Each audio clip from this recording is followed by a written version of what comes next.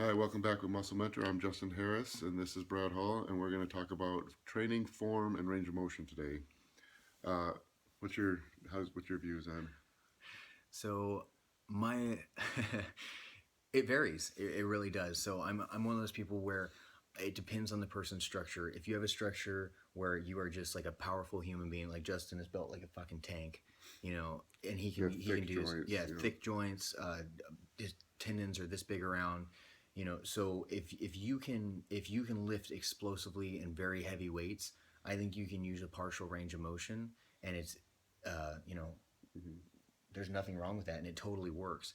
Now if you're someone like me, a very small, like bones like a bird, and really thin joints and all that type of stuff, if I can do that, and I have done that, and what happens is I start aching for days. Like Mhm. my joints hurt, my tendons start getting inflamed and ache and all that stuff. It didn't mean that I didn't grow or anything like that, but it's not sustainable. So for me, it doesn't work.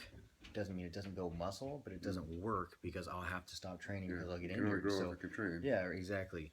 So, I use a lot of times I go just before lockout, so not all the way to Yeah, lockout. But almost in, almost rarely lock out. Certain things, tricep extensions, but not to cut you off, but in yeah, most movements, especially movements against gravity, almost hmm, always the lockout is the where tension gets taken off the right, muscle. right, You look at a bench press, my upper arm is perpendicular, my chest is pulling my chest.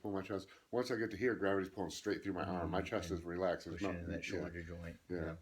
So the other thing that it creates is time under tension. So there's more to making a weight heavy or making the muscle work than just the number written on the side of the dumbbell, and how many times you do Mm-hmm. it.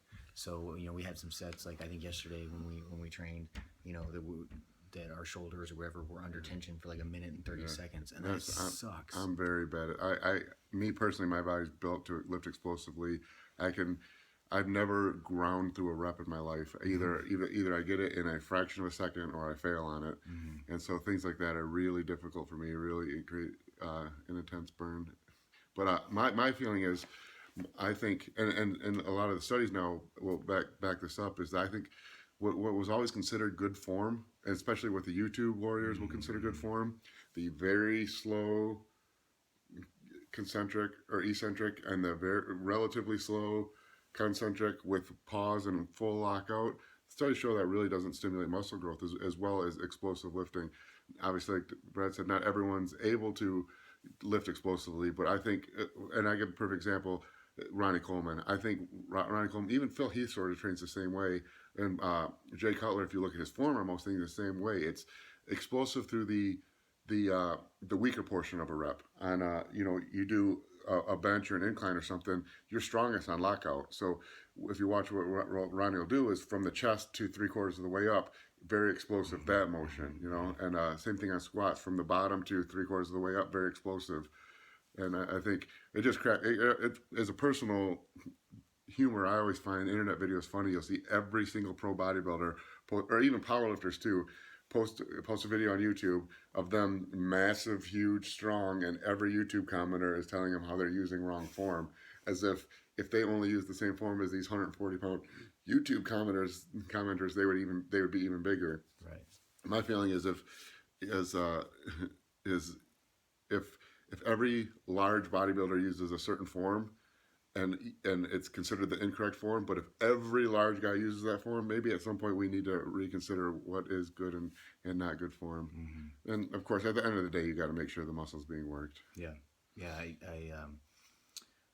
I I agree definitely with the Mm-hmm. explosive on the concentric. I like to slow it down a little bit on the eccentric, but again, that's more just for the time under tension because I Mm-hmm. have to make a not a lighter weight, but heavy is relative. Mm-hmm. If you're working the muscle, if you That's a put good point it, because there's the difference between working a muscle and moving a weight. right. I can I can change my max squat hundreds of pounds just by varying whether I'm doing a true bodybuilding squat work, trying to work my quads, all the way to a true powerlifting squat where all I'm trying to do is uh, Move lift the the most weight by actually using my quad muscles the least and spreading that load over as many different muscle groups as possible. right.